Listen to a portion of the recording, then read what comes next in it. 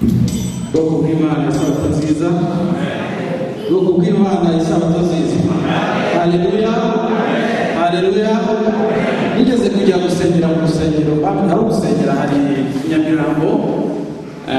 Nanyuraga ku rusengero na madamu, tukanyura ku rusengero ariko tukumva abantu benshi bari kuririmba bikomeye rwose, tukagira mbese ukumva bishishikara muri rusengero. Twahanyuraga tugiye, twari dutuye mu Nyakabanda, tuzamuka tugana Nyamirambo bazi inzira, ako gasengero kari hafi y'inzira twacagamo. Noneho njye na madamu tukibaza ariko ahantu habashyushye bimeze gute rwose, tukagira icyifuzo cyo kugira ngo tujye kureba uko aho hantu hameze. Nuko umunsi umwe turagenda turahengereza, duhengereje dusanga harimo abantu batatu gusa. Aba bantu batatu nibo bakubita bose, bakagira bashyiramo za gitari, bagashyiramo piyano, bagashyiramo ingoma, ukagira abantu batatu, ukagira ngo ni abantu bageze kuri 200 kubiriza. Hanyuma tukavuga tuti aba bantu bose bafite babyiza gutya, none natwe uyu munsi twabaye bake, ntabwo turi benshi.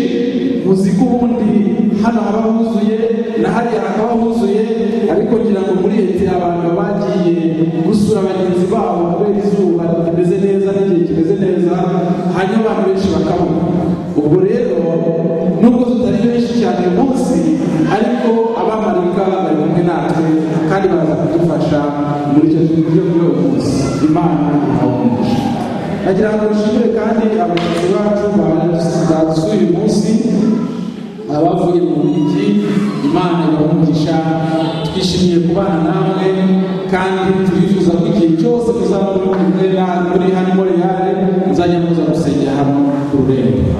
Nkaba kandi nshimira cyane n'abashyitsi baje muri iyi minsi, kandi bafite abashyitsi. Hari famiye ya François, hari na mama Teresa. Tukaba tubashimira ko baza buri gihe kandi ko baza kudusura kandi ko bemeye ko tuzabana. Imana we bahaye umugisha. Ubwo rero uyu munsi nagize ngo nganire namwe icyigisho kiri kuri diapositive, kiri kuri ordinateur hano. Muraza kugisoma mu Gifaransa, ndaza no kugisoma mu Kinyarwanda. Ubwo rero Imana muri iki cyumweru yashatse ko twaganira ku byerekeranye n'inyigisho iri mu byacu. Ninza kubatindira mu babarire, umunsi nashatse ko tutangira kare, ariko ndabona twakerewe gato, ariko ni icyigisho cy'ingenzi kiza kudufasha kugira ngo tuze gusobanukirwa ibyo ijambo ry'Imana. Sinzi niba mubona hariya, ndaza guterura iyi mashini babarire.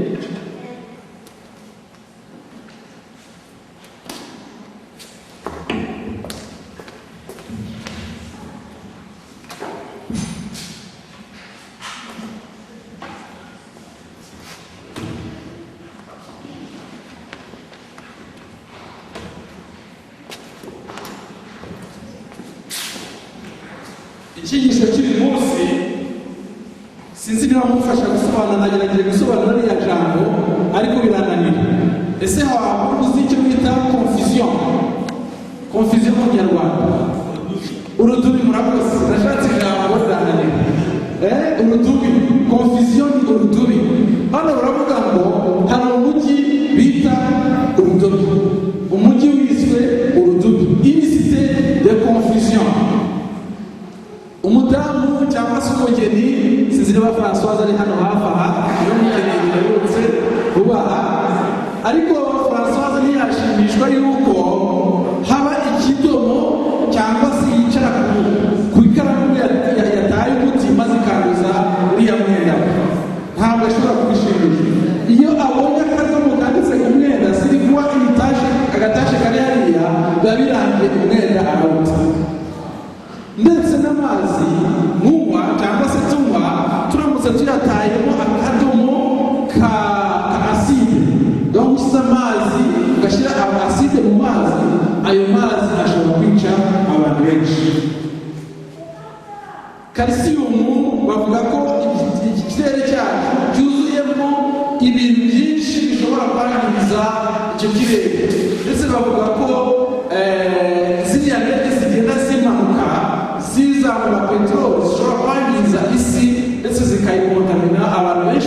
ibibazo by'uko bishobora kuzagera igihe isi yandura.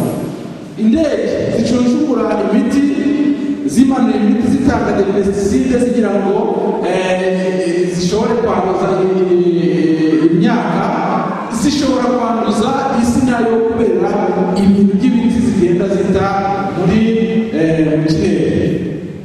Bavuga ko terorisme y'iki gihe hari terorisme abantu bafata imiti bakayiteramo uburozi, none iyo miti bakayigurisha mu isoko kugira ngo iyo miti izagire zica abantu. Hari terorisme y'imiti yo kugira ngo bice abantu bakoresheje imiti. Icyo gihe rero usanga hari melange y'ibyiza, hagasanga hari urudobi rw'ibyiza n'ibibi, ugasanga ibintu byiza n'ibintu bibi byose biri kumwe, ugasanga habaye ikibazo. Abafaransa baravuga ngo ni ugukora melange pe de mauvais dabo bikaza kwanduraja ibintu byinshi cyane. Ibyahishuwe biratwereka ukuntu Satani azagerageza kuvanga ibyiza n'ibibi. Ndetse murabona uriya mugabo afite ishusho ryije, ariko imbere ye yahagize ikintu cyitwa masika. Ubwo byahishuwe rero Yohana yeretswe yuko tuzahura n'ibibazo by'uko Satani azagerageza kuvanga ibyiza n'ibibi. Uyu mugabo Yohana igihe yari mu kirwa cya Patimosi yeretswe ibintu byinshi bizadufasha kandi byadufasha muri iyi minsi kugira ngo dushobore kurwana n'umwanzi.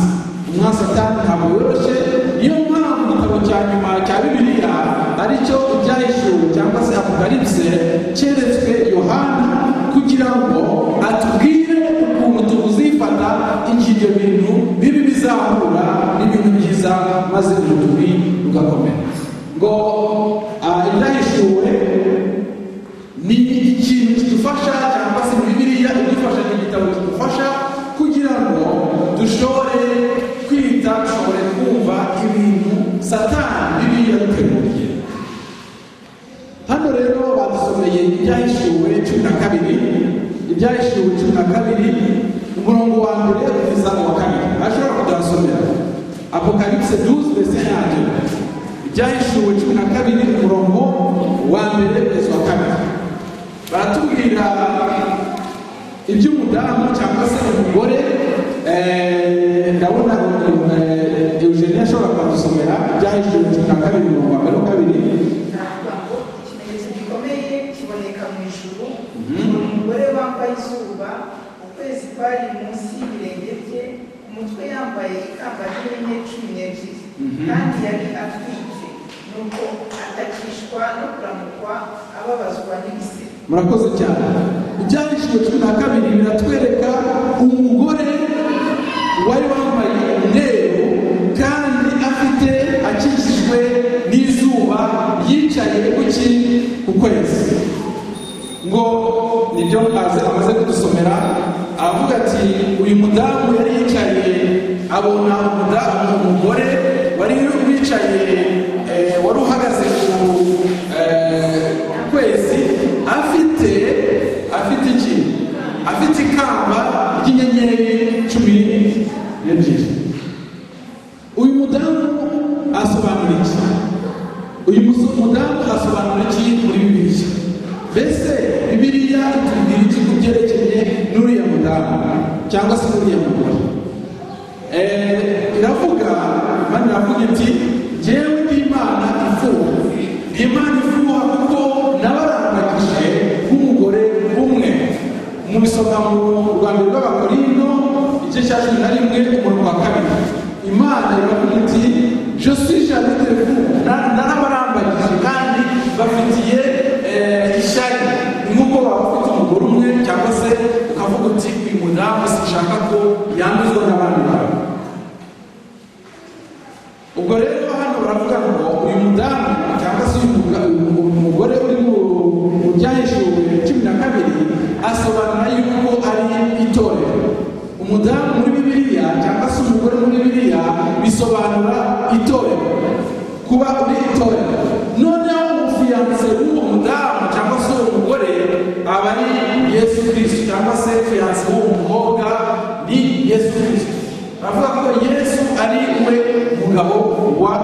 itorero. Noneho umwe umudamu yari yambaye, umwenda yari yambaye biravuga itorero ry'ukuri, itorero ritanduye, itorero ridafite umwanda. Umwenda urushyizemo eau de javel abadamu bakunda gufura, musangaho wa mwenda wari ucukambye wabaye umwenda. Ivuga icyo bita purete cyangwa se gutanga. Noneho baravuga ko uyu mudamu cyangwa se uyu mugore yari ahagaze sur la ligne, ahagaze ku kwezi. Ukwezi gusobanura ibyo bita guhamya cyangwa se témoignage mu Gifaransa. Noneho ziriya nyenyeri 12 zari zihagaze ziri ku ruhanga rwe, bisobanura abigishwa 12 Imana yahaye ubutumwa ngo babugeze ku isi yose. Turasanga undi mugore uri muri Ibyahishuriwe 17 umurongo wa mbere wa kabiri. Ese arashobora kubasomera Ibyahishuriwe 17 umurongo wa mbere wa kabiri? Turasanga undi mugore ashobora kubasomera. Hanyuma y'uko abafarayo barindwi bari bafashe za nzabirindwi, araza arabwira ati ngwino nkwereke igihano giteganyijwe indaya kabuhariwe, ariyo wa mugi w'icyatwa wubatswe ku nkombe z'amazi magari. Abami bo ku isi basambanye nayo, kandi abari ku isi basinze ubusambanyi bwayo n'uwasinze inzoga. Murakoze cyane. Ngo ni umudamu ngo ngwino nkwereke iteka maraya ukomeye azacirwaho. Ngo niba abantu mu isi basambanaga nawe bagasinda inzoga arizo busambanyi bwabo. Nguriya mudamu uri muri Ibyahishuriwe 17 umurongo wa 12, kandi aravuga ko yahagije amahanga iki vino cyangwa se inzoga z'ubusambanyi bwe. Uriya mudamu ngo yari yicaye ku nyamaswa itukura yuzuye ngo amazina yo gutuka Imana. Musomye mu Byahishuriwe 17 umurongo wa 3 murahasanga ko umugore yari umugore wari wambaye ibintu by'amazahabu, yari yambaye afite igikombe cyangwa se igikombe kirimo inzoga cyangwa se vino yo kugira ngo ashuke isi. Hano rero mbese bisobanuye umugore nk'uko nabibabwiye ni itorero. Noneho wa mugore w'indaya bamuraya bavuga yuko ari itorero ryataye, irya torero ryagiye mu by'isi. Umugore mwiza utagira umwana iyo bita ngo femme pure aba ari itorero ry'ukuri. Noneho amazi, kuko uriya mudamu cyangwa se uriya mugore yari yicaye ngo ku mazi, yari ahagaze ku mazi menshi, bavuga ko ayo mazi ari abantu. Muri Bibiliya amazi asobanura abantu, lezo cyangwa se amazi cyangwa se mer bisobanura ubwoko bw'Imana cyangwa se isi yose abantu barimo. Noneho baravuga ngo yari ari yahagije inzoga abami b'isi. Abami b'isi rero murabona ko ari abari politiki. Noneho gusinda muri Bibiliya bisobanura iki? Ni ugushuka. Iyo umuntu yasinze ntabwo ashobora kumenya icyiza n'ikibi. Iyo umuntu yanyoye agasinda ntabwo ashobora kumenya icyo akora cyiza n'icyo akora kibi. Ibyo rero aba ari ibintu byose by'ibishuko bakabona bigana no kurya gusinda.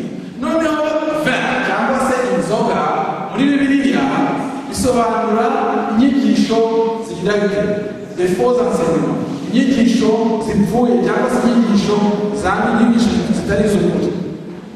Murabona uriya mudamu ngo niwe Bibiliya yashushanyije ngo azasindisha isi, azayiha isi, azayigisha inzoga maze isi isinde. Ngo gahanga ke uriya mudamu uriya mugore ngo hari handitse iki? Hari handitse izina ngo rya Misiteri, amayobera. Mu Kinyarwanda bavuga ngo ni amayobera cyangwa se mu Kirundi ni amayobera. Bari yanditsweho amayobora, kandi ngo ayo mayobora yari iki? Babuloni ikomeye, nyina wa maraya, nyina w'ibizira byo mu isi. Uyu mudamu ngo yari yanditseho ibyo bintu bya Misiteri. None baravuga bati mbese iyi sisiteme ya Babiloni yategekwaga n'uriya mudamu wasindishije iraniki? guhera ku Babuloni ariyo ivuye kuri Babeli. Sinzi niba muzi Babeli. Babeli ni umujyi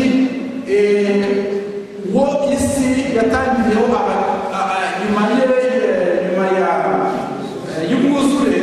Abaturage baravuze bati reka twiyubakire umunara uzagera mu ijuru maze Imana izongera kuturindira.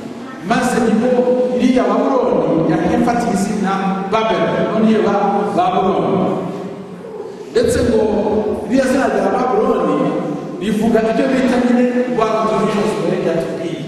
Rwa rudubi murabizi yuko Imana ntiyemeye yuko haba urudubi, ntiyemeye yuko abantu bashobora kubaka umujyi ngo bawuzamure agere mu ijuru, ahubwo yabazanye n'indimi nyinshi haba urudubi abantu barashobora baragenda.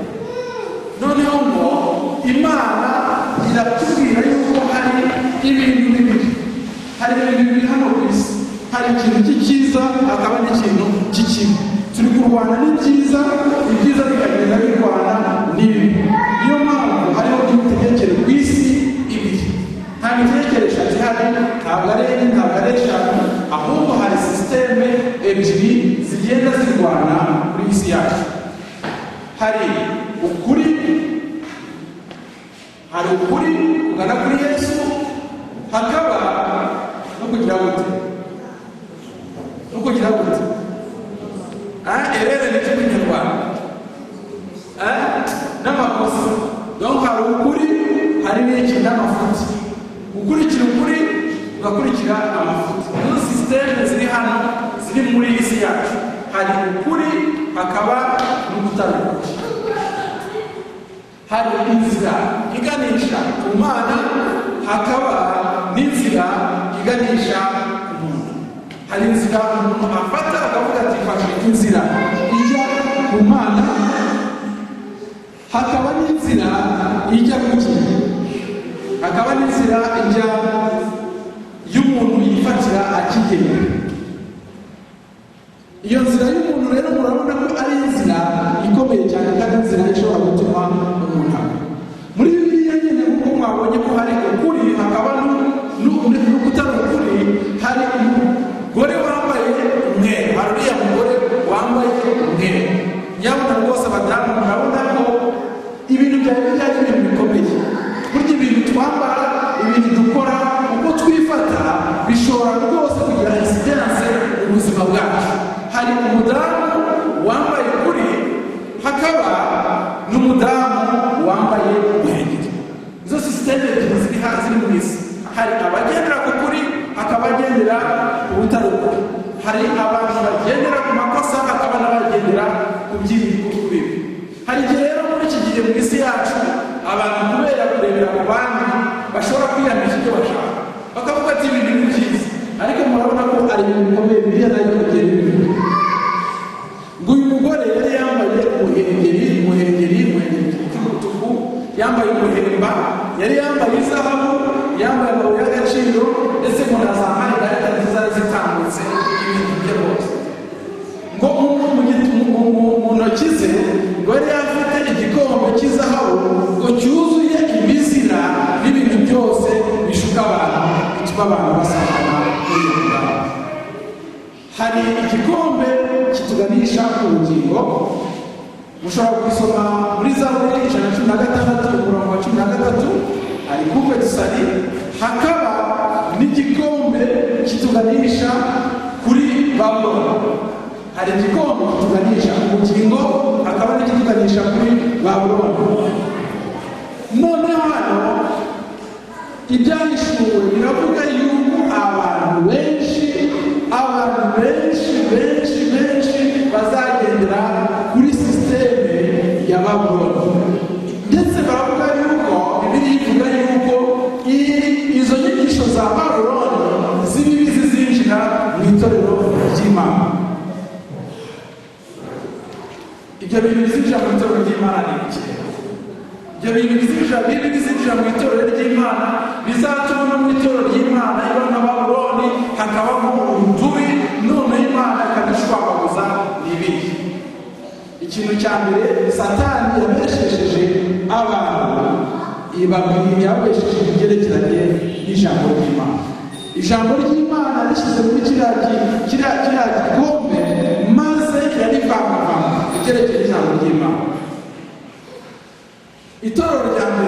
ryavugaga ibyerekeranye n'ijambo ry'Imana. Ndetse abakristo ba mbere bagenderaga ku kuri kw'ijambo ry'Imana. Ibintu bavugaga byari iby'ijambo ry'Imana. Babuloni yo, umwami wa Babuloni, we ikintu yagenderaga ku mana bitaga izuba. Izuba niryo ryamutegekaga, yamara kumutegeka izuba agatanga amategeko akurikije ibyo izuba ryamubwiye.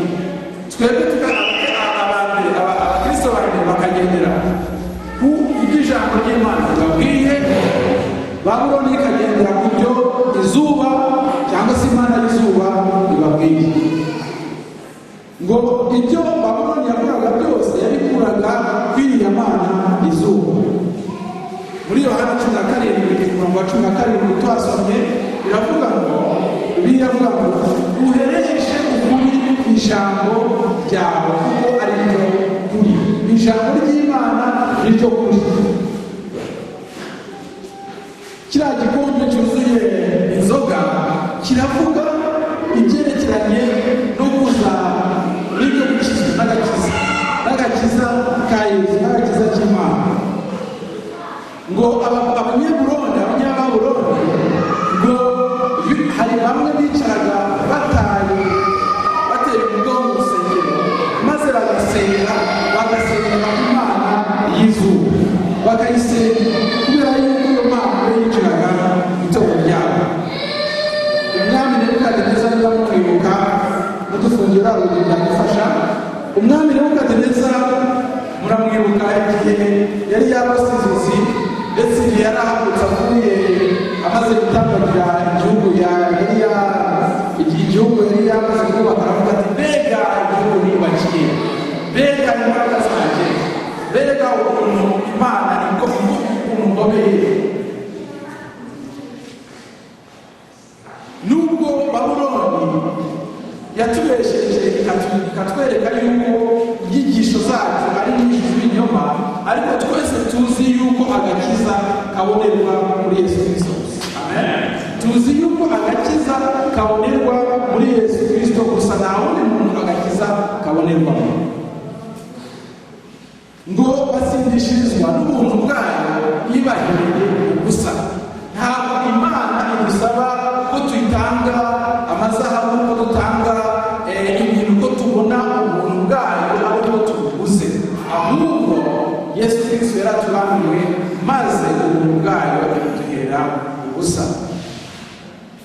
Bibiliya Babuloni iravuga iti dushobora kwikizwa na za indulgence. Inama za indulgence ni ukuvuga ni ibintu utanga kugira ngo ushobore kubona agakiza. Byabayeho muri sisiteme ya kera, kugira ngo ubone agakiza, kugira ngo padiri cyangwa se ababarira ibyaha wagombaga hari ibintu wagomba gukora iyo utaza indulgence.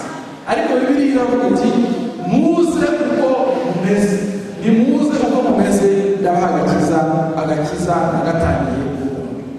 Ngo itorero ryataye ushushanyije n'uriya mugore ryatanze inyigisho nyinshi zigaragara kuzisimbuza inyigisho za Kristo Yesu. Ari uko kandi Yesu Kristo we yaduhanaguje amaraso ye. Yesu Kristo we atwejeshe amaraso, ariko inyigisho zipfuye zo zigira zitanga ziriya za indulgence, akaba arizo ukoresha kugira ngo ushobore kwezwa ibyaha byacu. Hari umusaraba wa Yesu Kristo uri mu byahishuwe muri 5, dushobora gukizwa n'umusaraba wa Yesu Kristo, ariko abandi cyangwa se inyigisho zivanze mu itorero, zivanze mu isi, nuko kugira ngo ukizwe ugomba kugira ibyo ukora kugira ngo mbese byerekane imirimo yawe. Ibyerekeranye no kubesha kwa Satani, kubyerekeranye no kubabarirwa cyangwa se no gusengera abandi. Baravuga ngo Timoteyo 2:5 birasoma ngo hari Imana imwe kandi hari umuhuza umwe hagati yacu n'Imana na Yesu Kristo. hari Imana umwe kandi hari umuhuza umwe hagati ya Yesu n'Imana. Mwibuke ko nari kubabwira ngo ibintu byinjiye mu idini byatumye abantu batanditse majorite y'idini yose itanga. Imana iravuga iti ntuzirebere igishushanyo kibajwe cyangwa se ntuzagipfukamira imbere, ntuzagire Imana, ntuzagire izindi Mana mu maso yanjye. Ariko mugeze mu rusengero ndetse na zimwe turimo zitugura insengero nyinshi, muzasanga ibintu byinshi bishushanyije ndetse abantu bari kuzira mbega uriya ni Seyoni, ni Setoma, ni Se, mbese usanga noneho byayo n'izanyigisho Bibiliya yabujije ntibukire ibishushanyo bibajwe byibereye mu madini yacu. Bya bishushanyo Bibiliya itubuza, akaba ari noneho tuzana noneho tugasenga. Muri Egiputa basengaga ibyo berekeye Imana bitaga Isis cyangwa se Osiris. Imana bitaga Isis cyangwa Osiris iyo yigishwaga iyo basengaga muri Egiputa. Muri Skandinaviya basengaga Imana bitaga Frigga cyangwa se Batel. Mu Banyeroma basengaga Imana bitaga Venus. Sinzi na muzi Venus. Venus ni Imana y'iki? Venus Imana Venus aricyo bita Adonis.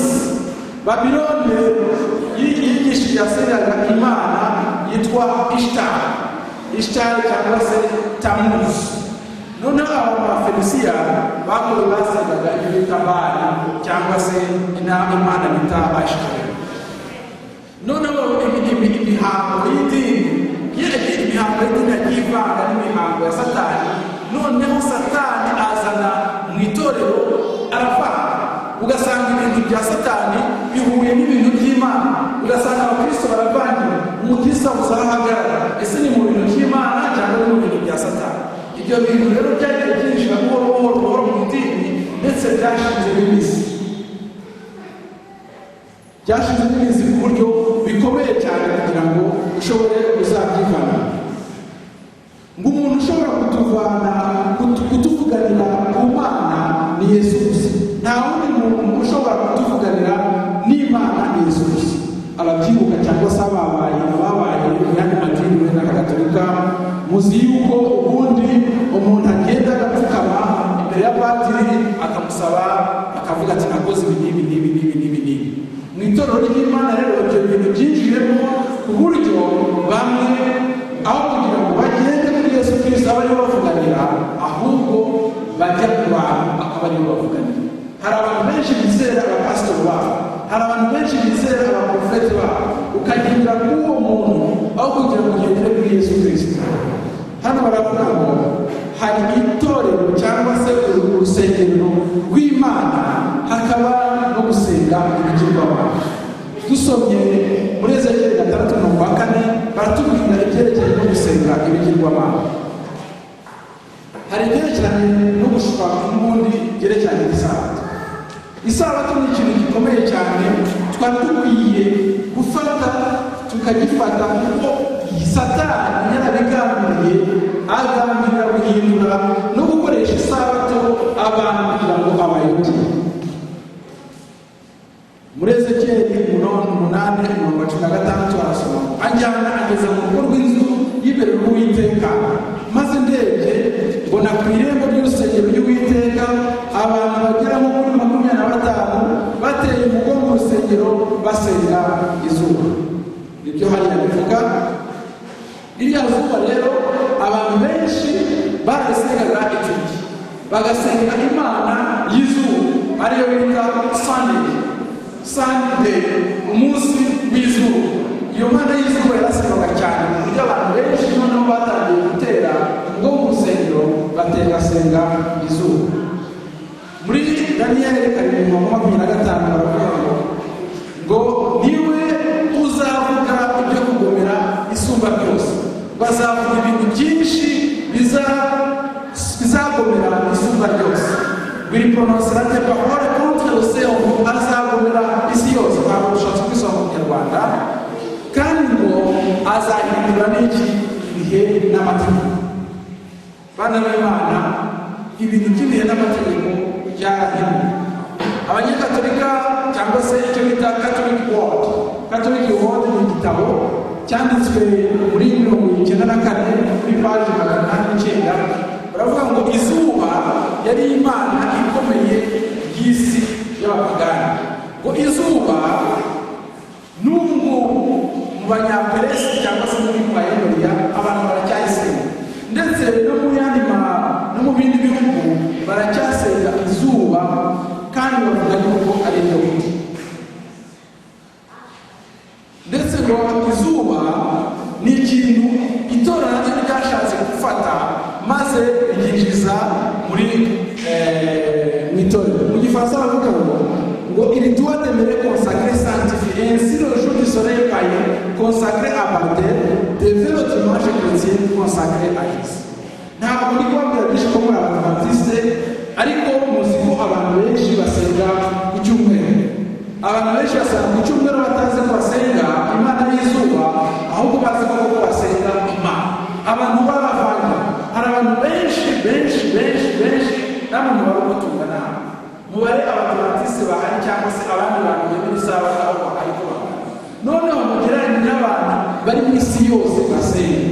Abantu rero baravangira ku buryo noneho inyigisho z'isi zinjiye, uwamaraya zinjiza mu bantu maze ibintu bibaho.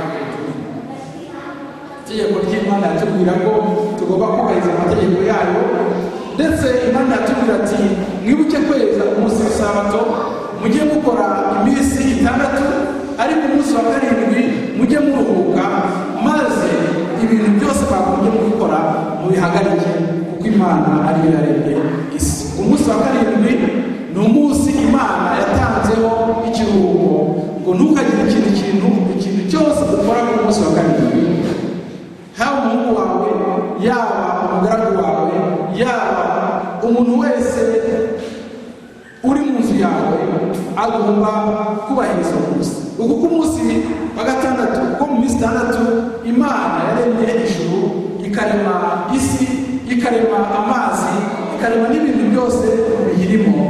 Niyo mpamvu Imana yagize ite? Niyo impamvu Imana yesheje uwo munsi wayo. Imana yarawesheje, tugomba kubahiriza. Ariko inyigisho nyinshi cyangwa se ibintu byinshi, akazi kenshi, ibintu byinshi biradufata, tukajya gukora, tukajya muri ruturi nyinshi, tukibagiza yuko Imana yaduhaye umunsi, kandi tukibagiza yuko Satani ariyo tese yafashe kugira ngo ayobye abantu benshi, kandi ibintu byinshi yabivuze. Ngo isabato ni icyibutso cyo kurema. Ukuye isabato ni nk'uko waba ukuyeho isabukuru yo kurema. Ni nk'uko wafata umunsi wa independence ya Canada, aho kugira ngo ibe abazi amategeko bajyanye premier jour. Ni test rero abafashe nationality mazantari bajya premier jour ukayihindura louis. Icyo gihe rero wabahinduye umunsi w'isabukuru, washatse kwibagiriza bya bintu wakoze kugira ngo abantu bazabyibagirwe wishyire ibintu. Ibyo Satani yakoze. Gukuyeho isabato ni nk'uko waba ukuyeho isabukuru yo kurema. Ngo ukuyeho itangiriro rimwe ni nk'uko waba ukuyeho itangiriro rimwe kugeza 11, umurongo wa mbere kugeza ku wa 11. Gukuyeho ubutegetsi bw'Imana, uba ukuyeho amategeko y'ijuru. Ni ukuvuga ko uyahindura ijuru birangiye. Ubu rero nibyo Satani yashatse kwinjiza muri iyi si. Hano baravuga ibyerekeranye n'ikinyamakuru cyitwa US News World Report cyo muri Novembre 1996. Ndavuga mu Gifaransa ngo Dieu a créé la race humaine à son image, comme le dit la Bible, où les humains sont-ils issus des animaux selon la théorie établie par Darwin il y a environ 150 ans. Ngo mbese Imana yaremye ubwoko bw'Imana cyangwa abantu bavuye ku nyamaswa nk'uko Darwin yabivuze. Iyo ni US News Report. Ngo Papa Paulo II yavuze ko évolution, selon le Pape, yavuze ko évolution pourrait être une meilleure explication. Arabyemera avuga ati évolution ya Darwin ishobora kuba explication ko ibyo bintu. Ndetse baravuga ngo il est peu probable que la déclaration influence les écoles catholiques dans lesquelles l'évolution a été enseignée depuis 1900. 1950 tuvuga ekole katolike gusa ahubwo amashuri yacu yose yigisha revolution. Nibuka ko ndetse no mu mashuri y'idini batwigisha revolution kugira ngo tugire muri bizamini bya leta bakavuga ati ibintu bitugendera ariko ni mu byige tukiga abantu les hommes de l'Italie, les hommes de les hommes de bintu barabizi ariko bakavuga ati ntimuzabyige n'ibintu revolution. Ariko uyu mugabo papa aravuga ati nshobora gusobanura kandi ibyo bintu bishobora kuba kuko ari byo ugasanga nawe arabyemeye. En effet, la lecture de la Bible tout ancienne de manière littérale n'a pas été une pratique dominante au sein des catholiques dans les grandes parties du XXe siècle. Bon, ntabwo bavuga bagatika gusa ariko n'abandi bantu amadini yose yayinjiyemo yose afata ibyo bintu. Qu'on ne devrait pas interpréter littéralement la Genèse. Uravuga ngo itangiriro ntabwo tugomba kuryumva nk'uko tuvuga ngo umunsi Imana yaremye iki undi munsi kabiri, aho ntabwo twagombye kubyenterepeta littéralement. Ngo muri time yo muri Novembre 1996 ngo dans son message au cours d'une réunion de l'Académie pontificale des sciences qui avait pour thème l'origine de la vie, la déclaration de Jean-Paul reflète l'acceptation de la théorie de l'évolution par l'Église. Yakoze déclaration rwose itorero ari muri hagati y'abakristo, burya iyo abakristo bavuga ngo idini ry'abakristo uri hagati y'ipapa rwose aravuga ko revolution yemewe n'itorero. Ibyahishije cumi na kane mirongo gatandatu iravuga ngo mbona undi marayika aguruka mu kirere azanye ubutumwa bwo guhishurira abantu bose, abivuga ubutumwa bw'amahanga yose, bw'ubwoko bwose, bw'indimi zose n'ubw'amahanga yose. Ngo yavugaga ati mwubahe Imana muhimbaze kuko igihe cyo gucira abantu urubanza gisohora, kandi mumuramye uwaremye ijuru, uwaremye isi, uwaremye amazi, uwaremye n'ikirere uko ari wowe ubyemera. Muri Ezekiyeli 20:20 baravuga ngo mujye mweza amasabato yanjye abe ikimenyetso hagati yanjye namwe kugira ngo mumenye ko ni Uwiteka Imana. Mujye mweza amasabato yanjye abe ikimenyetso kiri hagati yanjye namwe, ikimenyetso si kiri hagati yanjye namwe kugira ngo mumenye ko ni Uwiteka Imana yanjye. Pour que vous connaissiez que je suis l'Éternel votre Dieu. Baravuga kuri 17 tugarutse kuri Adamu ngo ugahanga ke hari amayobera avuga ibyerekeranye na Babuloni, umurwa mukuru wahagije nyina w'ibisindisha n'ibyanduza isi yose. Le Faith of Millions ni umugabo witwa Reverend John O'Brien kuri page 422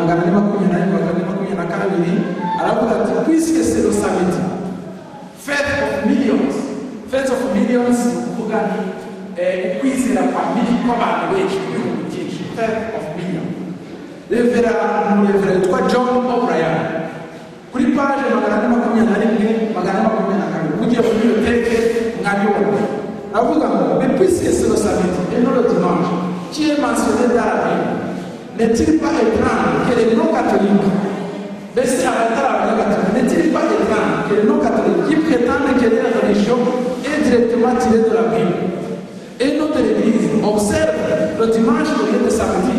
Certes, c'est contradictoire, mais les changements s'est effectué il y a 15 siècles avant la naissance universelle et ils ont continué à observer la coutume quand même celle-ci reposait sur l'autorité de l'Église catholique et non sur un texte explicite de la Bible. Cette observance demeure un mémorial de l'Église mère de laquelle les sectes non catholiques se sont séparés, tel un garçon spirant loin de sa mère tout en portant dans sa poche une image de celle-ci ou une touffe de ses cheveux. C'est ce qu'on a compris. Avuga ati buriya butini bundi bwatwirebuseho bukagira mu baporoso muzi ko ubundi idini ryari rimwe noneho abaporoso ba Martin Luther bakisepara. Avuga ati bari abantu bagiye gukora ikintu ibintu ibintu badukiritse barabikora, barabikora ibintu bagendaga batumenga barabikora. Bati abagereranya n'umuntu uhuze nyina yamara guhunga nyina akamugira ati agatwara agafoto kayo akagenda akareba n'ubwo nyine yabwire bose cyangwa se agafata imisatsi ye nyine akagenda ayireba. Donc avuga ati ayo madini yandi yagiye yita yuko ari abaprotesta naho ngaho kwamasa nuriya mugabo wabyanditse mu Bibiliya yitwa John O'Brien. Hari isabato rero hakaba no gusenga izuba. Mu isi hari ikibi n'ikiza, naho hari ikibi cyiza, hari umugore wambaye umwenda mwiza, hari n'uriya maraya, hari isabato, hakaba no gusenga izuba. Nous nous reposons en Jésus-Christ, donc turuhuka muri Yesu Kristo. Comme il a demandé parce qu'il est notre créateur. Ngo Yesu Kristo niwe waturemye, niwe muntu waturemye, ngo nta wundi muntu twadukwiye kuruhukamo. Ibyerekeranye n'urupfu rero twamaze kumva ibyerekeranye n'ukuntu Satani yatubeshye mu byo gukizwa, twamaze kumva ukuntu Satani yatubeshye mu byerekeranye no kuruhuka, ndetse twamaze kumva n'ukuntu yatwerekeye yatubeshye mu byerekeranye no gusengerana, kuba umuntu ashobora gufata undi muntu akamusengera.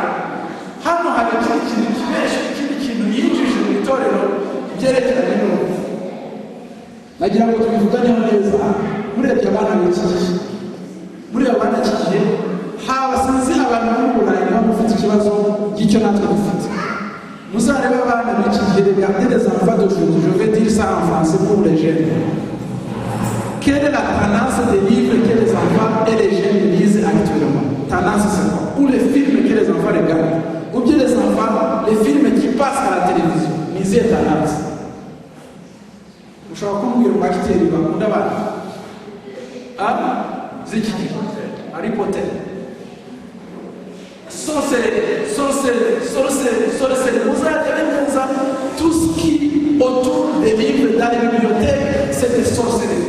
Kubereka yuko abantu bashobora kongera kubaho, abantu bapfa bakazuka, nta kindi kirimo. Abana b'iki gihe filime bareba zose muzababaza, filime bareba mu masine, ibitabo basoma mu bitabo, ka ugiye muri biblioteke y'amashuri y'ibitabo, les prix za best-sellers sorcellerie.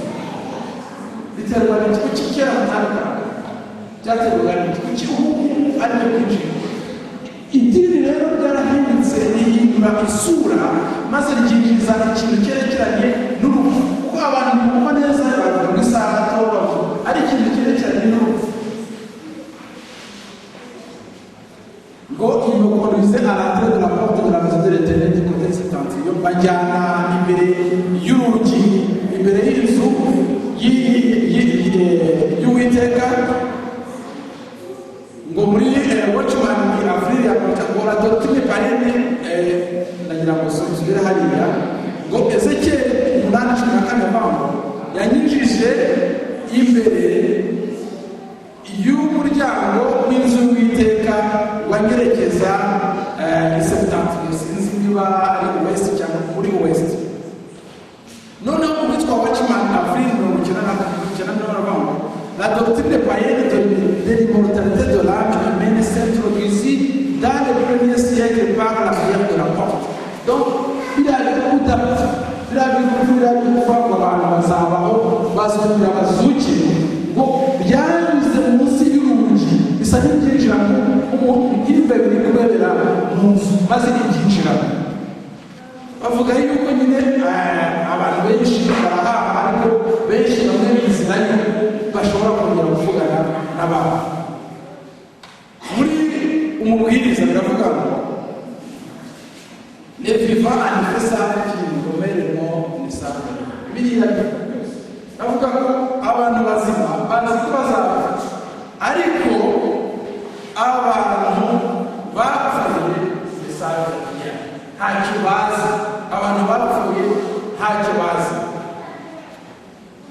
Imana yaravuze ati nimupfa umuntu uzapfira mu mwami nzamuzura, umuntu uzapfira mu mwami nzamuzura abayeho iteka ryose.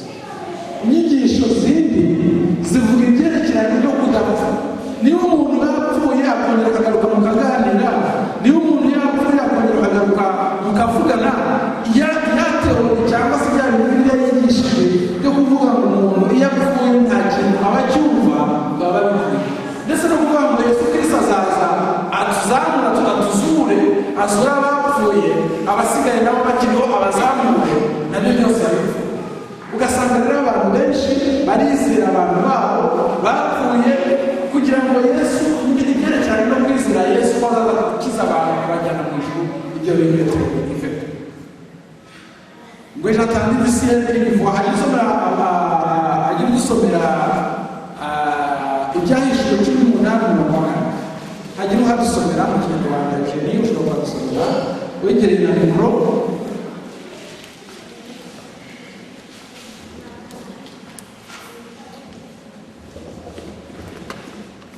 Haravuga ngo 18:4, numva ijwi rivugira mu ijuru riti, ubwoko bwanjye nimubusohokemo kugira ngo mwe gufatanya n'ibyaha byawo, mwe guhabwa no ku byago byawo. Nibyo rwose iravuga iti ubwoko bwanjye nimubusohokemo, ubwoko bwanjye nimubusohokemo kugira ngo mutaza guhura n'ibibazo by'ibyo byoroshye.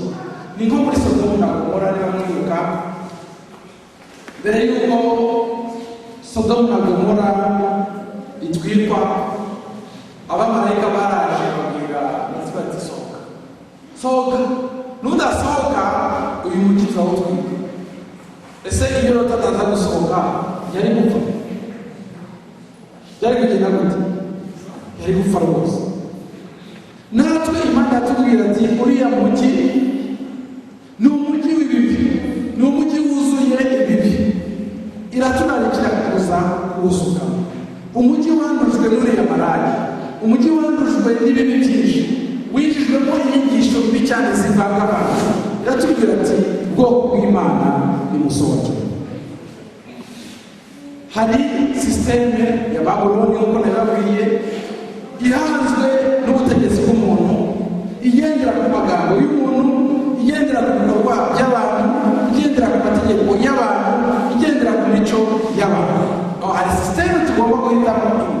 Hari iya Babuloni igendera ku mategeko y'abantu, igendera ku magambo y'abantu, igendera ku byo abantu bavuga, igendera ku mico y'abantu, imico yacu, ibyo twifata, uko tugenda. Hari iyo sisiteme ya Babuloni ivanze ibibi n'ibyiza. Hari n'ubutegetsi bw'Imana, sisiteme y'Imana irangwa n'ubutegetsi bw'Imana, irangwa n'ijambo ry'Imana, irangwa n'urukundo rw'Imana, irangwa n'amategeko y'Imana, irangwa n'inyigisho z'Imana. Dufite rero inzira ebyiri, mbese tugendere kuri inzira ya Babuloni cyangwa se tugendere ku nzira y'Imana. Baratubwira Yesu atubwira ayishuye Yohana muri Ibyahishuwe 18:4, aravuga ati ubwoko bwanjye nimubusohokemo, mwe gufatanya ibyaha, mwe gufatanya no guhabwa n'uriya n'abantu bari muri mugi no guhabwa ibyaha byabo. Bazagira ibyaha abantu bari muri ya mugi, musohoke, nimusohoke muwuvemo. Iratubwira ati musohoke kugira ngo mutazajya mu byaha, mutazabona. Ni nk'ukuntu yavuga ati uyu mugi barawuremba, musohoke. Ese umuntu akubwira ati sohoka, ntiwasohoka? Ikintu gikomeye cyane. Imana yaduhamagarira ishaka kudukura muri ya mugi, iraduhamagara ishaka kudukura mu mugi, muri uru tubiri rw'isi yacu. Kandi uyu mugi tuwurimo, nituza gusohoka kuri Saint Catherine turaba turi ku isemu, ndetse buhoro buhoro uyu mugi winjira no mu itorero ryacu, ugasanga turavangana, ugasanga hari ibintu bimwe dukora, ibindi tubikora, ugasanga hari ibintu byinjiyemo, ugasanga hari ibintu twizeye. Iratubwira ati nimusohoke ishaka kudukura muri uriya mujyi mbese imana nituhamagara tuzajyayo uramutse uti musohoke none ese iyi nzira tuzagana ni iyihe hari igisubizo kiri muri ibyahishwe 14:12 tuhasome ngo aho niho kwihangana kwabera kuri bagira bati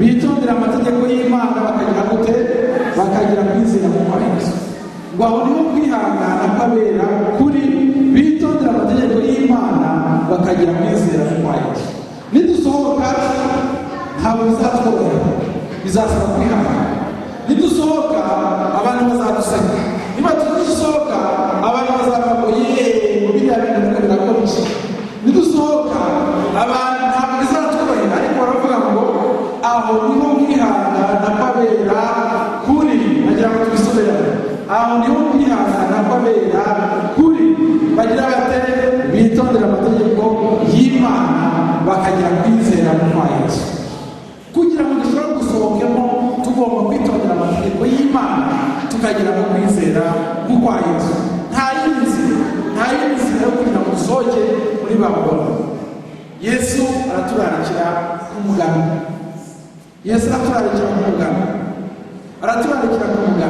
mbese turiteguye cyangwa twibereye mu byacu hari agatekerezo k'umwana wari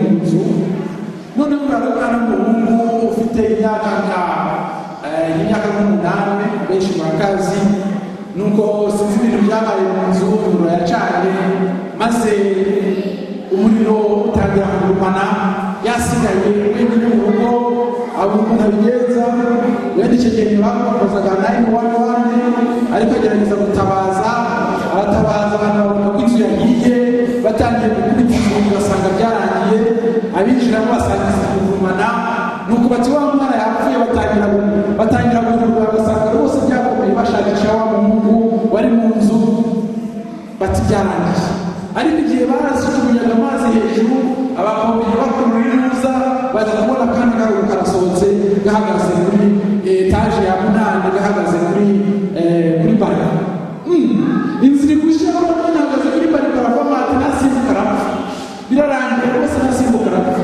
nuko ngo byagenze abapolisi barahagaragara simbuka basi barambura ikintu cy'ikibalo cy'undi bati musimbuka nta kibazo musimbuka uragwa nta kibazo rwose urakurana umwana nyamusimbuka bashaka abantu bose bamuzi bati simbuka wa umwana ntiyaramusimbuka asigara kuri barika bigenze gute noneho bahamagara abantu bose umwana yanzu uri gushya niko ibintu biri kuza bimusatira bati simbuka rwose turakuramira umwana nyamusimbuka noneho bigeze aho ise sinzi ukuntu byagenze isaba abantu yirukanka kuko se yarazi ko umwana mudunga araza aho munsi ya etaje abwira umwana ati papa nijye umwana njyewe amugwana wino rwose simbuka njyewe nta kibazo simbuka naza kugufata nta kizakuba maze abantu